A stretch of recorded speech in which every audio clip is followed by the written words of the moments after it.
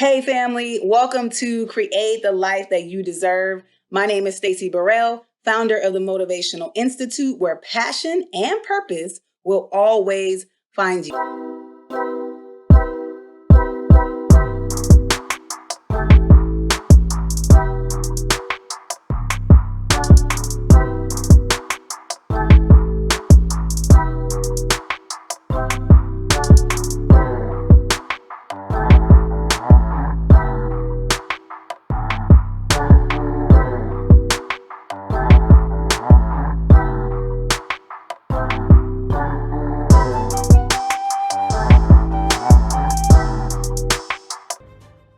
Really excited to share the message that I have with you today.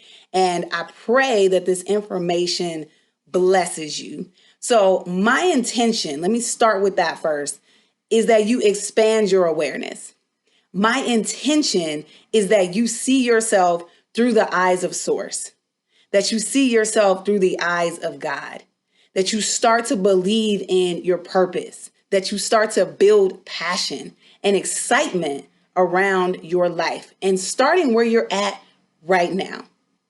My intention is that all this energy right here is translated to you.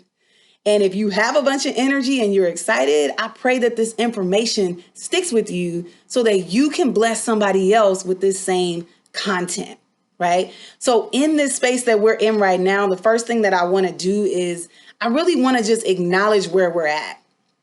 The last few years have been very challenging for all of us. We all have experienced some type of trauma. And the one thing I want to recognize is we might be bringing pain into this space. I know I am.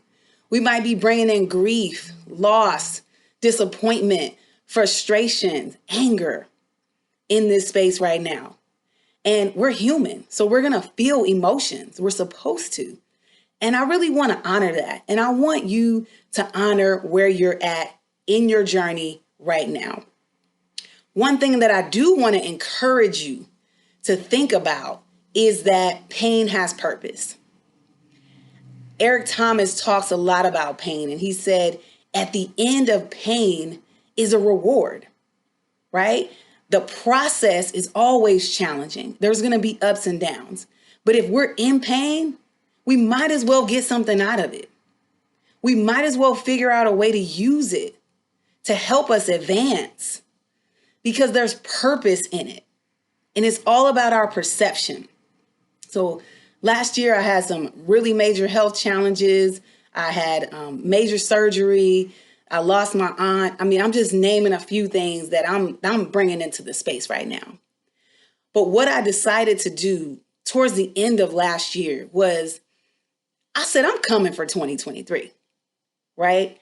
I'm coming for it. And I'll tell you why when I go into my principles, because I don't want to get ahead of myself. But the first thing that I really wanted to do is just thank you for being here, acknowledge where you're at, and know that I am doing the same. And I want you to understand what my clear intentions are in the time that we have together. So grab pen, grab paper, grab something to drink, because I'm going to be providing a ton of information. So who am I? Who is Stacy? I am a woman, a Black woman, raising 2 children. I have a full-time job. I started a business for myself right before the pandemic hit, which I almost gave up on. I'm not going to lie to you. But God wouldn't let me give up on it. So here I am. I'm a content creator, which, as you can see, that's what we got going tonight. And I'm a capacity builder.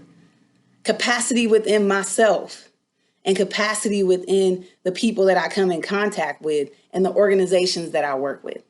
So I really am on a mission to transform my life and to help you transform yours as well, praying that that also helps other people transform. So that's the legacy that I want to leave behind, right? Is that it's my job to be a steward over the gifts, the skills, the grace, everything that God has allowed me to have and see and experience. I have a responsibility to do something with it. I do. And so do you. So we're going to dive right into this. Again, grab your pen and paper. So I'm going to be providing some principles to you. What I want you to know first is this about information. So whether you're listening to a podcast, watching something on YouTube, in a training at work, wherever you're at, when you're presented with information, you're not always going to agree with everything. I want you to know that. So it's kind of like being at a buffet. When you go to the buffet, I'm sure you have your favorite food. I'm a big Mexican foodie. I love tacos, chips, salsa, guacamole, the whole thing. So if that's what's at the buffet, that's what I'm going to. I'm stacking my plate up with that, right? Because I love it. But I also will stack things on there that I haven't had before and try something new. If it's something I know that I have resistance to, I just don't want it, I just don't like it, I just don't put it on my plate. And I want you to view this time tonight as the same thing. There may be something that I say about spirituality, religion, some professional development, philosophies, anything that I say. And there might be something where you're like, that's not so much for me. That's fine. I want you to stay with me.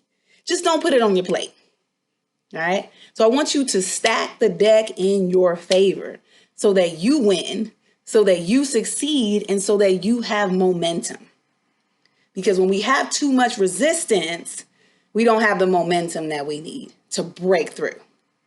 And that's what this time is really all about.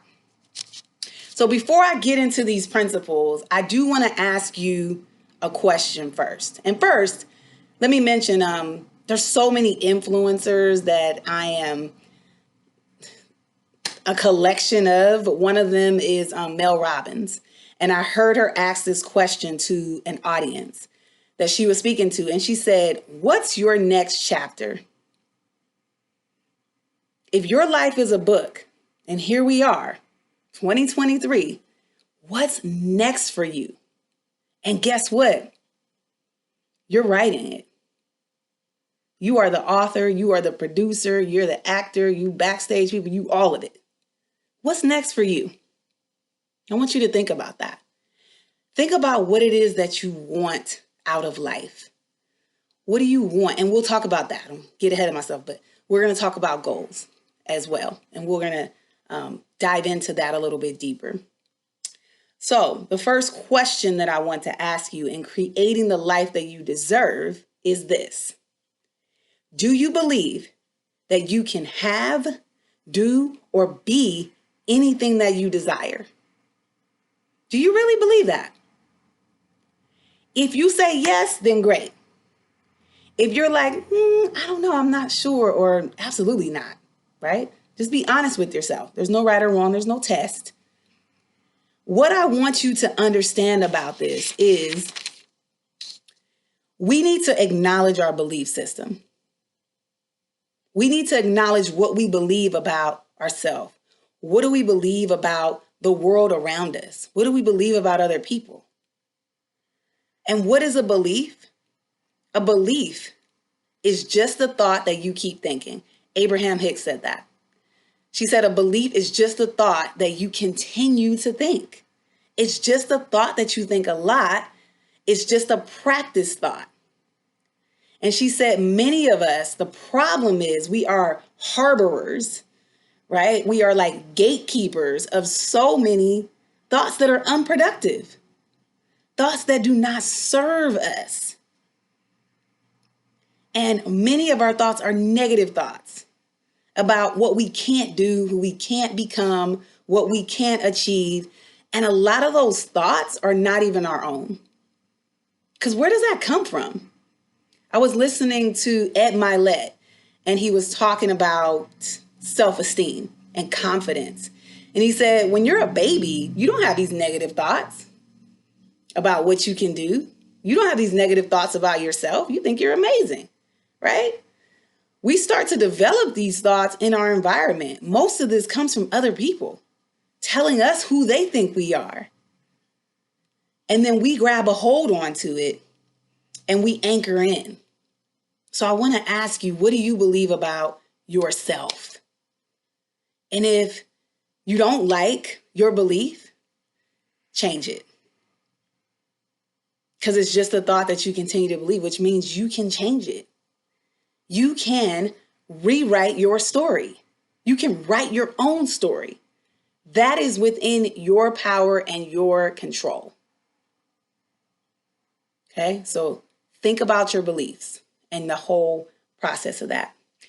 Let's get into our first principle. And they're not in any order, particular order. So let's start with the first one. Number 1, stop making excuses. No more excuses. If I had a t-shirt right now, you know what it would say? Straight out of excuses. Because I'm tired of excuses. Are any of you just like sick of yourself when it comes to excuses? When it comes to setting a goal and year after year after year, you're not achieving it, you're putting it off, or it's the same goal every year? Are you just sick of yourself? Are you in your own way? Stop making excuses. Because, spoiler alert, there are none. None that are justified. There's no excuses. Right now, we are living in a technology age. I mean, right now, I'm in the United States, okay? So I could just speak to this country because I don't have all the experience of what it's like to live in other places. But right now, in the US of A, there is absolutely no excuse for you to transform your life. This is a technology age. All the information that you need is on the internet. It's on YouTube. People are putting stuff on their Facebook channel. We got social media. We got TikTok, right? We have all these platforms just loading us with information. People who are getting successful and showing us how they did it. And then there's a good old fashioned book. We can go to the library and be in the 3% of people in the United States who actively use the library with a library card. We could do that because guess what? There's tons of information there. We don't have to reinvent the wheel. It's already been invented time and time again. We just need to access that information and utilize it. But information alone doesn't change nothing. As you can see, right? It changes nothing unless we use it. Unless we become wise, unless we choose to think, unless we choose to create. Because information alone is just useless. You just be a person who knows a lot of stuff, but don't do nothing with it. Wisdom is the application of the knowledge. How are you going to apply what you learn and what you know? I pray that you become wise with the information that's being provided today. So when we stop making excuses for ourselves, we take accountability for our actions. We take accountability for everything, the good and the bad, the ups and the down, the successes and the failures, all of it. And then if I'm taking accountability for myself, if I'm not making excuses, I can understand my role in it. And then I can find my way out. But if I'm constantly blaming my parents, blaming my spouse, blaming my kids, blaming the president, blaming the government, just all these blames, right? I have lost my power to change. I am now a victim instead of a victor. And my whole goal is that you take your power back. This is the choice that you have.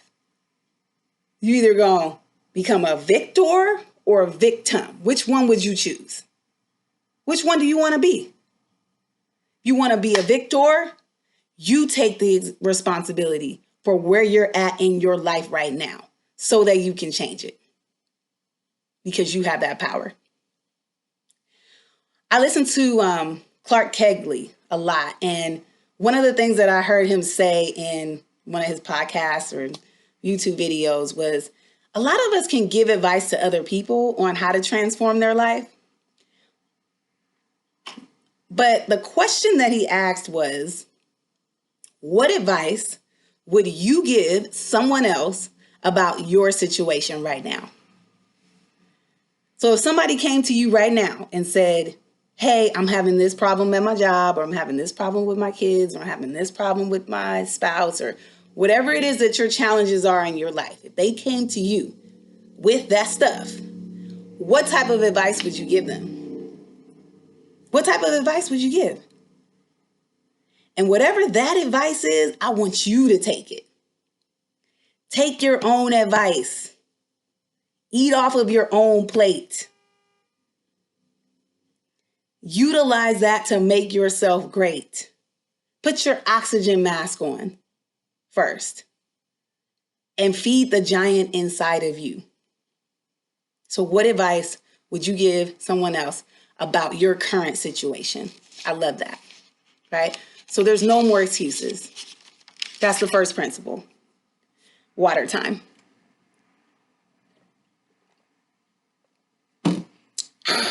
All right. Number 2, in order to create the life that you deserve, we must develop rituals and routines. So what is a ritual? A ritual is basically a set of behaviors. It's something that you do continuously over time, consistently over time, and it develops a habit. A habit is something that we do so well, so often, that we don't even think about it. Joe Dispenza talks about this a lot, and he said, when we have habits, it rewires the brain. And now the body can do it better than the brain, which means when we have a specific routine, especially like good routines, positive actions, we don't even have to think about it. We don't even have to convince ourselves to do it, because over time, it becomes a part of our processing. So the reason that routines are so helpful to you is now you can use that brain power thinking about something else, because you have something that is like automatic. What is a ritual? A ritual is basically a part of our routine, but it's something that has a lot of meaning associated with it. So for example, I listen to Mel Robbins, as I mentioned, and Oprah Winfrey, right? Oprah said, and I'll never forget this, she said, the first thing that I do when I get out of bed in the morning, when my feet touch the ground, my hands touch the sky, I look up, cracked my neck. I look up and I say 2 words, thank you. Simple. She said, I start every morning like that. Like, okay, that's easy. I could do that. So the second thing that I heard was from Mel Robbins. Mel Robbins said, as soon as she gets out of bed, she stands up, closes her eyes, and she decides who she wants to be that day. It's that mental imagery, right? I'm walking through it. I'm actually creating it. How do I want to look? How do I want to sound? How do I want to show up? What do I want to produce today? Right? How do I see that? What does it feel like, smell like, taste like? What do things, all of that, the whole experience. She said, because if we don't take a moment and decide who we want to be in that day, our old habits, that old belief system, the demands of the day will decide it for us. So again, these routines and rituals are giving you power, giving you control. Some people may say, you know what, it's just a struggle for me to get out of bed in the morning. I'm with you. Trust me. I'm not a perfect person, and I don't have perfect days. One of the things that I started doing in the morning is a 1-minute meditation. I don't get in no downward dog. I'm not stretching. There's no incense burning. I'm literally just laying in my bed awake. And I just lay there quietly, meditate for 1 minute. That's what I do. Quiet my thoughts. And that's how I start my morning. So I want you to think about something that you can be doing every day. And the reason I shared that story was gratitude. If you're struggling, the best way to stop that momentum, right, of the negative thoughts is to reflect on something that you appreciate. So as soon as you wake up, come up with 5 things that you appreciate in the morning. Maybe it's the sound of the cars that's going by on this main street. Maybe it's the coffee that I'm going to drink. The dog, right? I get to get outside, get some fresh air, walk my dog. Whatever that is. Find things to be grateful for. Maybe you're grateful that you are breathing in the morning, right? That you have vision and eyesight, that you're able to stand up on your own 2 feet. There are people right now in the hospital that can barely breathe. There are people right now that are bedridden that cannot get out of the bed. And if they had one wish, that would be it. So we want to start milking the things that we appreciate about ourselves, about our environment, about other people. If it's too hard for you to think about what you appreciate about you, think about some other people. Whatever it takes for you to get that momentum going. That's what I encourage you to do, right? So that's the second principle. Develop a ritual or a routine. Principle number 3 is all about identity. So this one is change your identity.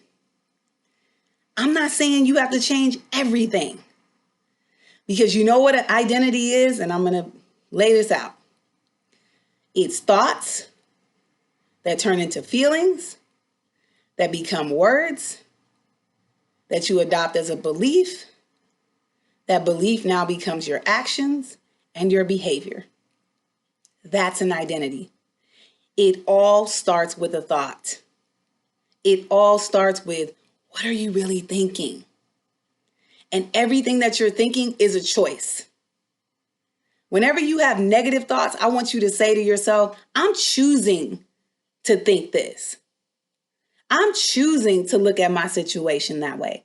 Even when you have negative emotion, I'm choosing to be angry right now. I'm choosing to be frustrated right now. Use that type of language so that you can really own it, so that we can then change it.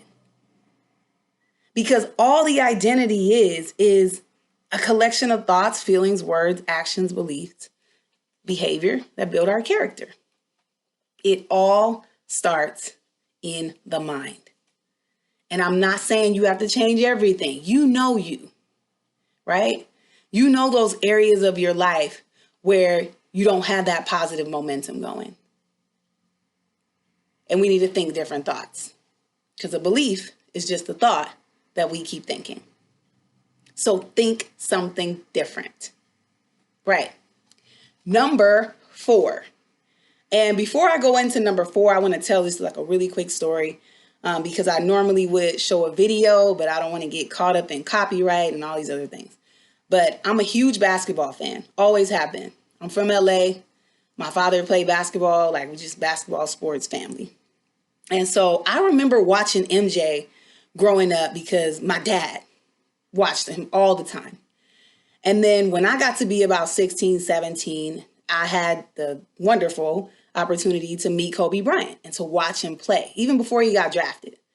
And I said, wow, I'm looking at him and I'm like, whoo, Kobe definitely going to the league, right? Just pure talent.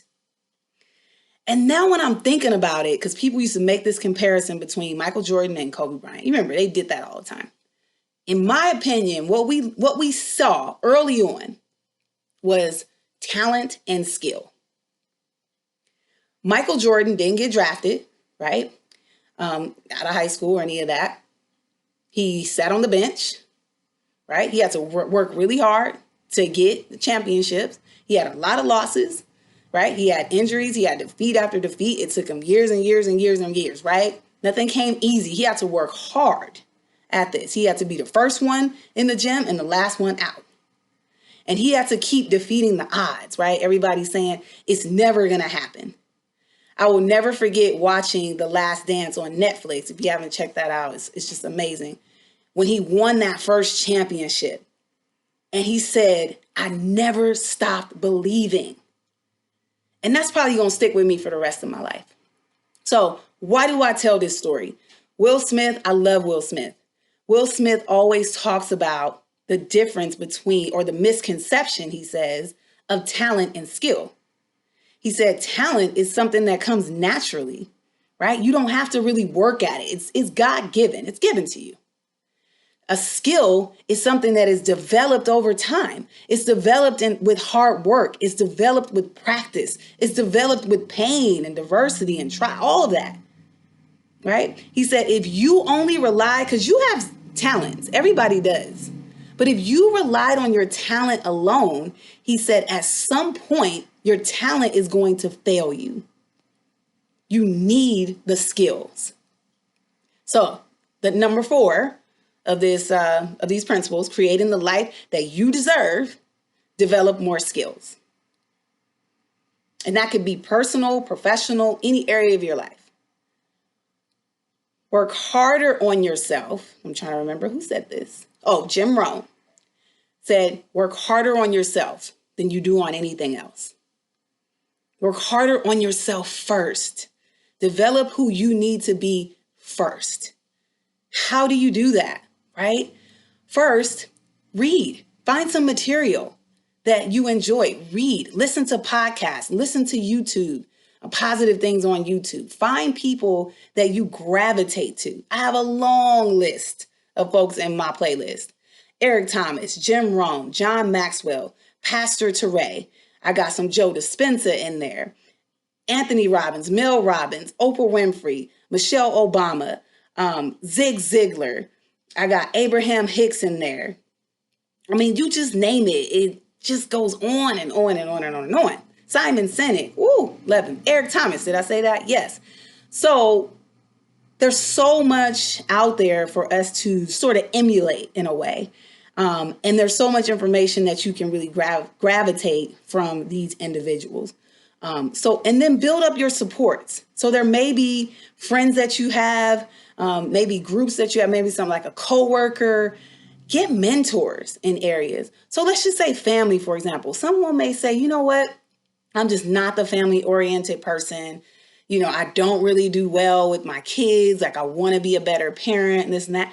Find someone I'm sure you know someone that's an amazing parent, right? Spend time with them. Watch how they interact with their kids. Ask questions. And then start to take on some of the things that you see, right? And make those subtle changes. Because we are a result of the people that we spend time with.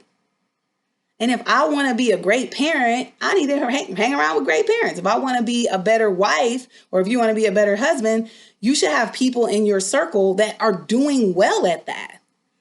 If I want to become a billionaire, then I need somebody in my top 5 that is financially sound, that I can ask questions and get answers from. So make sure that you have support systems in place. And it doesn't take a whole lot of people. But I heard someone say, when you're thinking about income, right? I heard someone say that, okay, we're a result of the top 5 people that we spend time with, right, in our life. And he basically also said, let's say you're thinking about how much money you want to make or salary or whatever. He said, take the salary of those 5 individuals, combine it, and divide it by 5. And that's basically as high as you're going to go in that group. Because that's the influence that group can have. Now, I don't know the research behind it. It's probably not absolutely accurate, but you get where I'm going with this, right? Surround yourself with people that are going to help you advance and get to that next level. It's okay to ask for help. So, like I said, we don't have to recreate the wheel. The wheel's already been created. Ask somebody for help. Ask somebody for support. If you need that. There's nothing wrong with that. Pride has no space or place in transformation. It just doesn't. It's not going to serve you well. Right? So don't be afraid to put yourself out there and be a little bit vulnerable. Okay, and then I also want you to be thinking about the value. I'm not sure if I gave you this. I didn't. So this is just extra. It's not a principle or anything. Hold on. So I want you to be thinking about your values. What are the things that you value when it comes to your family, when it comes to your home, your career? What do you value? So I was listening to Eric Thomas, and he said, there was a friend of his who said, man, Eric, like, I see how you operate with your family, how you operate with your wife. You guys have such a great marriage and a great relationship. Like, I want to have that too. And Eric Thomas said, okay, I told him everything that I do. And he went home and he did it. He started doing all these things. And then his friend came back to him and said, hey, man, it's not working. Like, I did everything you told me to do, and it's not working. And this is what Eric Thomas said to him. He said, it's not working because your values are not in alignment with your dream. Your values are not in alignment with what you say you want. Your belief system is not in alignment with your desire. Now, I added those things. That's not what he said, but I'm just breaking it down for you. So you can say, I want a better marriage. You can say, I want to make 6 figures this year. You can say, I want to be close and connected to my kids. But if your belief system says a man's not supposed to wash a woman's clothes or cook or do anything, that's a woman's job. If your belief system says, well, I shouldn't be the one to take on the responsibility to teach the kids this, this, and that, or I go out and pay the bills, that's my responsibility, I should get some respect, and my kids should just love me. Or if your belief system says, you know what, I grew up in poverty, or, you know, my mom made it by off of $40,000 a year, and that's fine for me too. Or only a certain amount of people can make a certain amount of money. Maybe I don't deserve it, or I'm not worthy. So you get where I'm going with this, right? You desire one thing, but your beliefs are in conflict with those. So you're not going to get the results that you want. And you may even get the result that you want if you're just going through the motions. But if your heart's not in it, if you're not really invested, it's going to show up in the long run, right? It's going to be harder for you, or you're not going to reach that outcome. You're not going to have the outcome that you want to have. And it won't be easy. It will be hard and challenging. And we don't want that.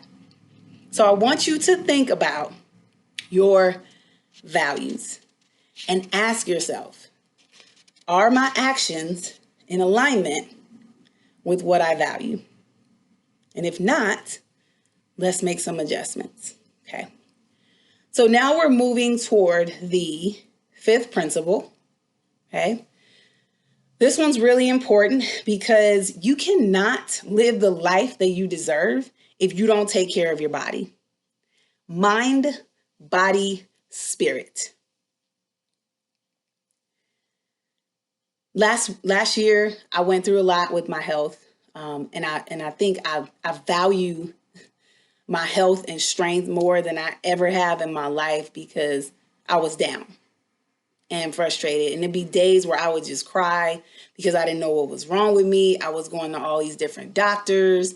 I had blood clots. I just had like anemia and then arthritis, just all kinds of problems, right? And I had a surgery, last year. And so far, things are starting to look up. I've had some challenges and everything like that. But one of the things that I started to do was really just take control of my health. So yes, go to the doctor, get the test, do all of that. That's important. But take your power back. So what I decided to do was change how I eat, right? And I'm not going to tell you what to eat. I will tell you, if you're really curious about vibration, and we'll talk about this, vibration and energy in your body, there are certain foods that raise your vibration, and there are certain foods that lower or slow down your vibration. Okay. So when you think about a vibrational scale, if you look one up, it's a chart, has different colors, and we are all vibrational beings. So this heart that's beating, we measure that through the vibration of it. So when we think about emotions like fear, anger, and grief, they're at the lowest point of the scale of vibration. Fear, anger, grief, pride, all those things are at the bottom. At the top level, which is like your vibration is high, full of energy, full of positivity, full of hope, right? All those things. Love, peace, joy, enlightenment. Now, what research has shown is that there's certain foods that raise and lower your vibration. Okay, so look into those higher vibrational foods. All right. So again, back with the mind. Sorry, my foot fell asleep. Come on, foot. I need you. I can't stand up without you.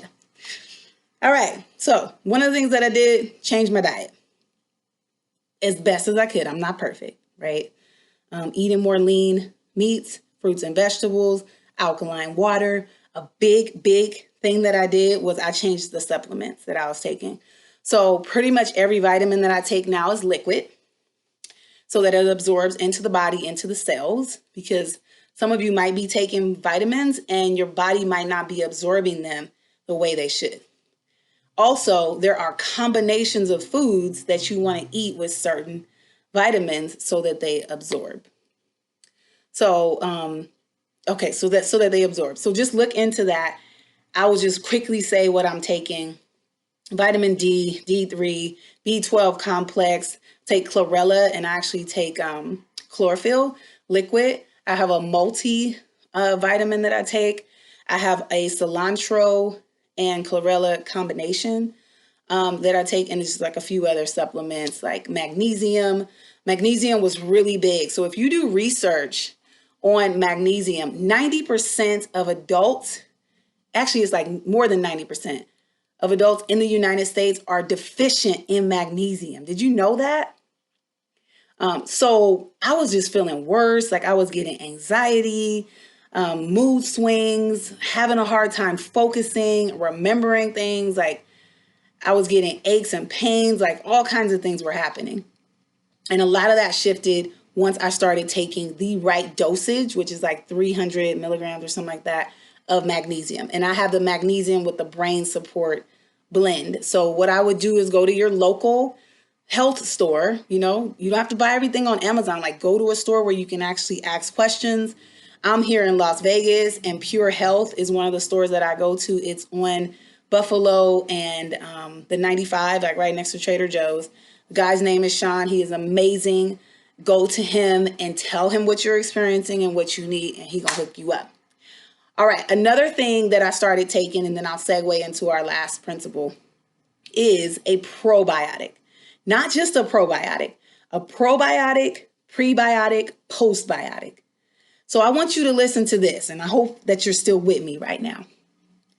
If you've been feeling a little down, you may have low levels of serotonin in your body. Serotonin is a hormone that the body produces that helps us feel good. It's a happy thing, right? You get a lot of serotonin, you're like, woo, happy. If you haven't been feeling too happy, you might have some low serotonin levels. Write this down. 90% of the serotonin that is produced in our body is produced in our what? What do you think? Take water on that. Where do you think it's produced? Drum roll. It's produced in the gut. Is the doctor going to tell you that? I don't know. Probably not. My doctor didn't tell me. I mean, shout out to the doctors. I love the doctors, but it would have been nice to know. So no, I didn't get that information, but it makes sense. So gut health and mental health are correlated.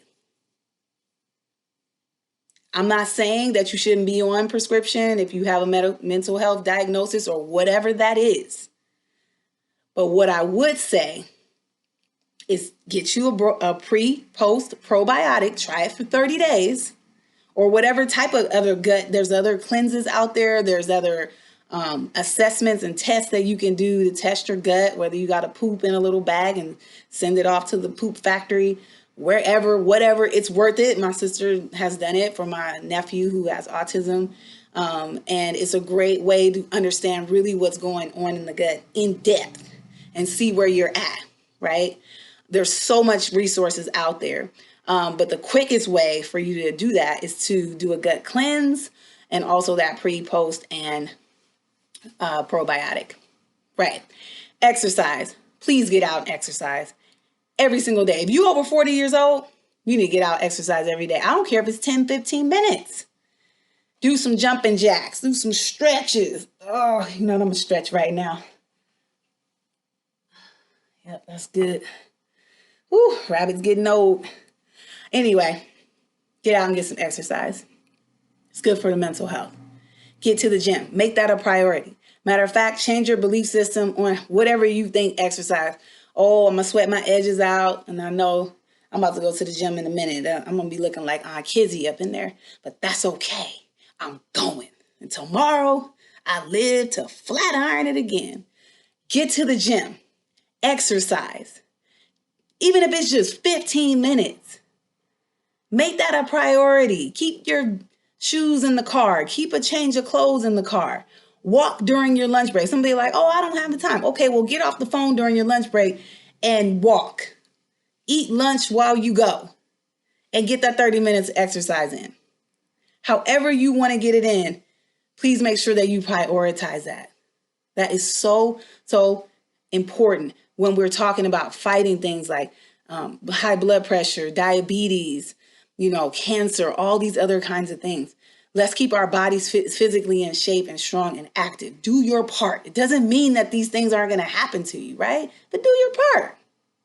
And find some things that you enjoy. So when we talk about raising our vibration, you might have to get out there and explore something new. Because I could ask you that question. What do you really enjoy? What do you do that makes you smile, that makes you giddy, that makes you laugh, that you can't wait to do every morning or once, when you get home? Is it painting? Is it cooking? Is it, what is it? Is it creating? Do you like to knit? Some people like to, car detailing, whatever it is, whatever brings you joy. What is your thing? And maybe you have to explore that. Okay, so that's a homework assignment of yours. It's like finding joy. What brings you joy? Is it home makeovers or DIYs? Because that was bringing me joy for a minute. Then I got tired and I was like, that ain't really as joyful as it used to be. So I found something else, right? So you want to do things you enjoy that make you laugh. When they say laughter is the best medicine, I'm not kidding. It is. Every single day, we should be laughing. I don't care if you got to look at the same Kevin Hart comedy skit every day. Find something to laugh. Because guess what laughter does? It's going to raise that vibration quick, right? It's going to stop that negative momentum. Whatever is going on, it's going to stop it quickly, right? Because my whole goal is that we experience love, joy, peace, and enlightenment. We are all magnets. We don't attract what we want. We attract what we are. Someone on Super Soul Sunday said that on Oprah's channel. I forgot the guy's name. But he said, we're all vibrational beings. He said, we don't attract what we want. We can want something all day long. And we might every now and then attract something that we want, but we can't keep it. He said, we can only attract and keep what we are in alignment with vibrationally, right? So when I'm feeling good, mind, body, spirit, I'm going to attract those things. And those people and those things and those experiences are going to remain because of who I am and who I'm becoming. It doesn't mean that negative things aren't going to happen. But guess what? The higher frequencies win. So negative stuff's going to come, but you got the power to defeat that. Like throw a punch at it. Boop, boop, boop, boop. Okay, so are we ready for the last principle? We're at number 8, right? 6. So 5 was taking care of the mind, body, and spirit. Just real quick before I segue into this last one, I just want to share my belief system with you. I was raised Baptist. I was raised in the church. My mom went to a Baptist church. My dad was at a non-denominational church. And I have so much respect for my parents. I have so much respect for my faith and my belief because it has helped me and shaped me to be the person that I am today. One of the things that I've learned to develop over the last few years is a respect for religion and spirituality as a whole. My whole goal is that I can connect with as many people as possible. And one time when I was teaching a class inside the correctional facility, one of the lieutenants who was a mentor of mine at the time, he said, you know what, Stacy? He said, I know you got a lot on your agenda and things you're going to talk about or whatever. He was like, but let me tell you what your job is. He said, it's your job not to leave anybody behind. It's your job to find a way to keep everybody connected. Ooh. Now, when you're thinking about religion and spirituality, like for me, I was just like, oh, how do I do that? And one of my friends, when I was working at Boys Town, he shared this with me. He said, we have to create a culture of honor. Whenever we're stepping into a space, let go of your agenda. I'm not going to go in there and say, hey, Jesus Christ died on the cross for your sins. You have to believe that because that's what I believe. Right? That's not influence. So my job is to come into this space, and hopefully this is what I'm doing right now, creating a culture of honor of where you're at right now, what you believe right now, and utilize that. If you have questions or thoughts about my faith or my spirituality or belief, we can always have a conversation, right? I love to share that. But it should not be something that separates us. It shouldn't. Love God, love yourself, love others. And there you have it. My concern is that we become better people. If your religion and your spirituality helps you become a better person, great. But that's what we should be doing, is becoming better and evolving. And then when other people see that transformation, they like, tell me a little bit about what you're doing and what you believe in. I might have to get in on that because that's the way Jesus worked. So what I've learned to do is embrace that. What I've found that has been really helpful for me is meditation, right? So slowing down my thoughts, meditating, getting quiet, and learning about other rituals and practices that people do to really connect themselves with God, right? And so I hope that that's something that I just wanted to mention that so that you guys can understand a little bit more about my intention in this space and in this time that we have. And research shows that when we have a belief in a spirituality, that we are more successful in life. We're happier, we're healthier, we have more longevity. That's just based on research, okay? So we're going to move into now the final principle. And I'm going to grab some water for the last time. I hope y'all not annoyed with me. All right, and I'm back. Okay, so let me share this with you. First, I want to share a resource. So it's a book by Brian Tracy, and it's called Eat That Frog. And it doesn't have a lot to do with like principles that we're talking about right now, but one specifically is about time management and setting goals. And it's an amazing book that I've read. I've also gotten the workbook. And really the workbook is what helped me define my goals this year, to really write them out clearly with like objectives and timelines and stuff like that. So I took my goals to like the extreme this year. I have never in my 42 years set goals the way I did this year. Set an unrealistic goal. Will Smith says that all the time. He's like, why be realistic? Be unrealistic. Because there's people that were unrealistic, which is the reason why we have these lights on. You know, he said in the house, because somebody said, hey, you should be able to flip a switch and light should pop on in the room. And other people was like, well, you crazy. And they said, no, I'm not. Let there be light. Okay. So set some unrealistic goals. It's okay. All right. Get a little crazy. What we need is momentum. I think it's better for us to set 50 goals and reach half of those goals than for us to set 3 goals and we don't reach none of them. So get a little crazy with it. So let me give you some research on goals. So number 6 is set goals. Set unrealistic goals, crazy goals in multiple areas of your life. So let me give you some research first. Less than 3% of people in the United States have set a goal for themselves. That's just what the research shows. Only 1% of those individuals write their goals down. 1%. I'm in the 1. Booyah! All right, I'll talk about that. So 1%. So when we set a goal, remember we talked about serotonin being that hormone in the body that makes us feel happy and joy. When we set a goal, it releases dopamine.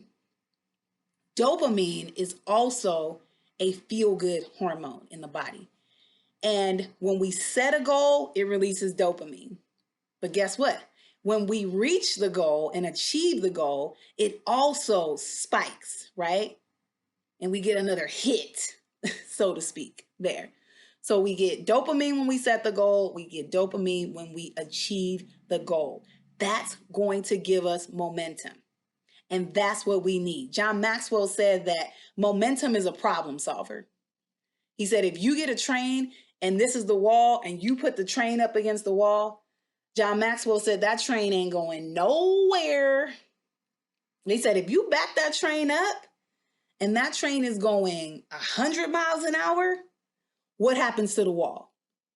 Oh, the train is crashing through the wall. It's already down 100 miles down, right? Sometimes doesn't even realize that it hit a wall because it has so much speed.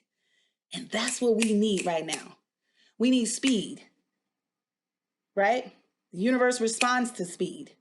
We need momentum. We need all of those things. So we got to set some crazy goals. So number one, when it comes to setting goals, the first thing that we must do is decide what you want. What do you want? I'm going to give you 8 areas to think about. You don't have to utilize all these. But I'm going to give you 8 areas, and I want you can take a piece of paper, fold a piece of paper in half, and then fold it in half again, and then fold it in half one more time. And then you should get 8 squares, right? You'll have 8 squares on that paper. So you got your 8. Inside of each square, just small, I want you to write these concept areas for your goals. Not in any particular order. We have health, and that's a combination of mental and physical. The next one is financial. Then we have spiritual. Then you have family. And then career, friends, so associates, social time, whatever you want to identify that as. And then you have the community/environment. And then the last one is your hobbies and your special interests, things that you like to do. So these are the 8 areas. And we're going to think about setting goals in each, at least one goal in each one of these areas. Some of you might be like, environment, how am I going to set a goal? Well, start drinking out of glass containers instead of plastic. Plant a tree. I don't know, get creative, right? Community, donate. So we have those concept areas, right? So now, step 2 in this is I want you to ask yourself 2 questions. And these questions have changed my life, have changed the game. You're talking about being intentional and setting your intentions? Here it is. First question. I want you to ask yourself about the goal that you set in that area. Why do you want it? Why do you want it? Why do you want the healing? Why do you want the relationship? Why do you want the 6 figures or 7 figures or 10 figures? Why do you want a better relationship with your kids or your spouse? Why do you want to expand your work out in the community? Like, why do you want these things? Why? What's the reason behind it? And I want you to be brutally honest with yourself. There's no one else reading it. There's no one else. Nobody's judging you. It's a judge-free zone. Write it down. This is just shadow work. This is us really understanding what's going on inside of us, right? Don't betray yourself in this moment. Don Miguel Ruiz wrote a book called The 4 Agreements, and he said, based on the Toltec culture, he said, self-rejection is the highest form of sin. Self-rejection or self-betrayal, highest form of sin. Don't betray yourself. Be honest with yourself. Why do you want it? What's your intention behind it? You want it because other people say that you should have it? Do you want it to get a response or a reaction from other people? Do you want it because it looks and it sounds good and it gives you status? Like, what? You want it because somebody else had it? Why do you want it? Why? And then the second question is, What do you believe about it? What do you believe about it? So, for example, I want to make six figures. Okay, what do you believe about money? Do you believe that money comes easily? That there's an abundance of money, right, for you? Do you believe that you're worthy and you're deserving of these opportunities? What do you believe about marriage? If you were raised with a single parent, you might have a different belief system that's not lining up with what you really want. How do you view relationships? What does God say about the relationship? Like, how do you view spirituality and religion? How do you see it? What do you believe about it? Ask yourself those questions and take a deep dive into your goals and set some positive intentions, right? So that as you achieve these goals, you're on your path and not on anybody else's, because you're very clear about what you want and why you want it. You've set the stage. Caroline Myss said that people are off their path when they start to pursue a life that does not belong to them. There may be some things that you laid out in this goal, that stuff don't belong to you because it's not in alignment with your beliefs. It's not in alignment with your spirit. We're chasing the wrong things. Okay? And so once you do that, a little bit of shadow work, asking those questions, setting a goal in each of those areas, the next step, so step number 3, I think this will be, is take action. Take action. Matter of fact, when you print your goals out, so I've printed mine out. I don't know if you can really kind of see it, but you can see how the areas on the side here, right? So I printed this out. I have 2 copies. One, I keep at my desk or in the house. The other one, fold up, keep with you at all times. Right here. Because when I start my day, I'm going to look at the goals. When I end my day at night, I'm going to look at the goals.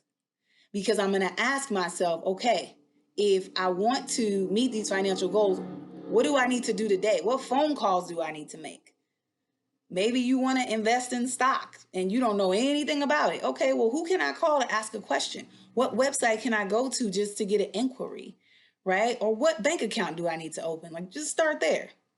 What do I need to do today? If getting to the gym is hard for you because you don't have the right clothes or shoes or whatever, what do I need to do today? Do I need to go to Goodwill and get me something? What do I want to buy something fresh and look a certain way? Whatever that is. Set some positive intention to achieve that goal every single day. Do the small things, right? The small things. And keep your goals with you. I think it was Jim Rohn who said, after he had built some success for himself, his mentors asked him, how are you doing? And he pulled out his bank account statement and was like, I don't know, let me check. Let me see how I'm doing. You asked a good question, right? So I think about that with my goals. It's like people ask me how I'm doing. I'm like, what, let me see. You know what? I'm doing pretty good today. I made some progress here, here, here, here, and here, right? Momentum. You want to keep this with you. It's also accountability every single day. And when you do something like this, you'll probably achieve these goals in 6 months and you'll have to reevaluate it.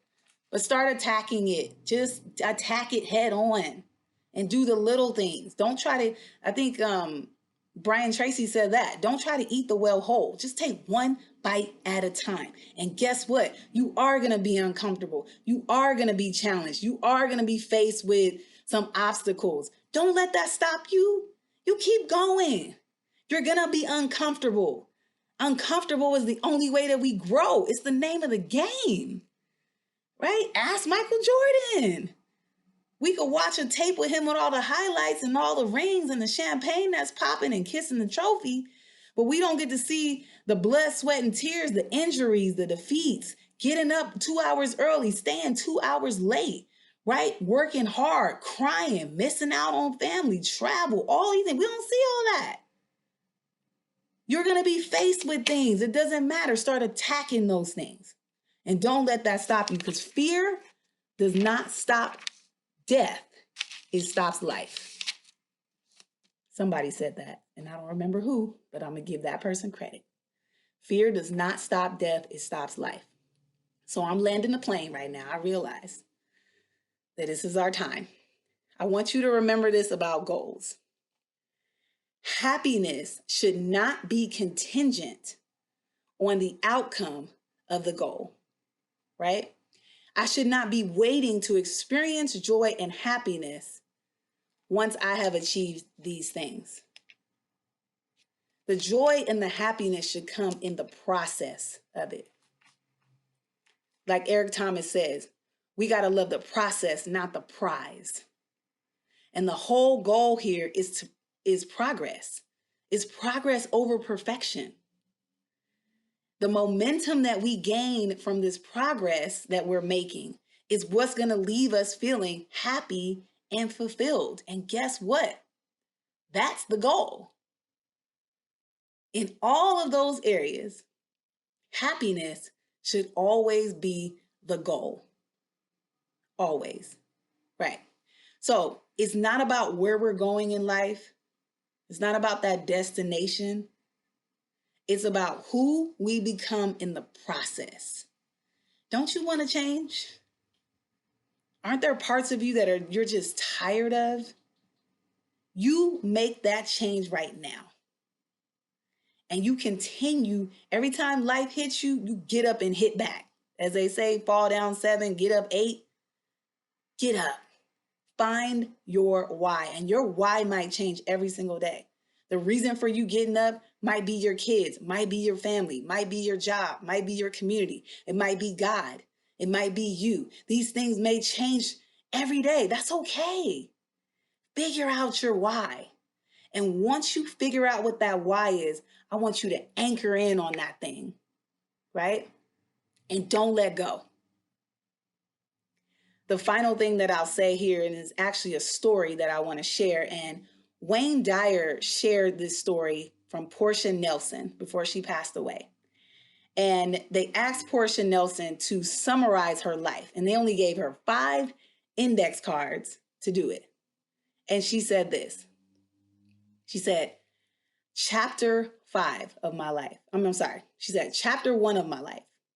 I walk down the street. There's a deep hole in the sidewalk. I see it. I fall in.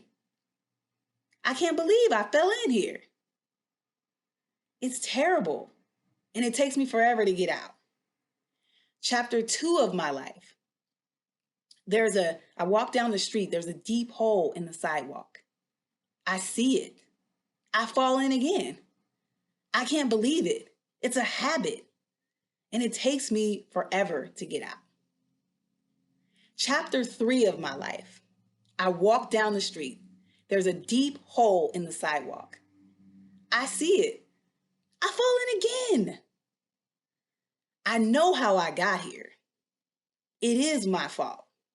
And I get out quickly. Chapter 4 of my life. I walk down the street. There's a deep hole in the sidewalk. I see it. I walk around it. Chapter 5 of my life. Finally, I walk down another street. Life is going to be challenging, friends. We're going to have our ups and downs. But I know and I believe that you can create the life that you deserve, the life that you desire, the life that's for you. But it may mean that you have to walk down another street. I pray that this information was a blessing to you. I pray that this information does not stay with you, but that it moves through you. I heard T.D. Jakes say that. So now you have a responsibility. If you're feeling inspired, if you're feeling motivated, share this information with someone else so we can continue to lift one another up, right? So we can continue to encourage people to look past their current situation, because that's what the enemy wants us to do. The enemy wants us to feel like there's nothing beyond where we are today, and that's a lie. There is so much more ahead of you than there is behind you. So again, my name is Stacy Burrell, founder of the Motivational Institute, where passion and purpose will always find you. And as you hear me say oftentimes, don't stop, don't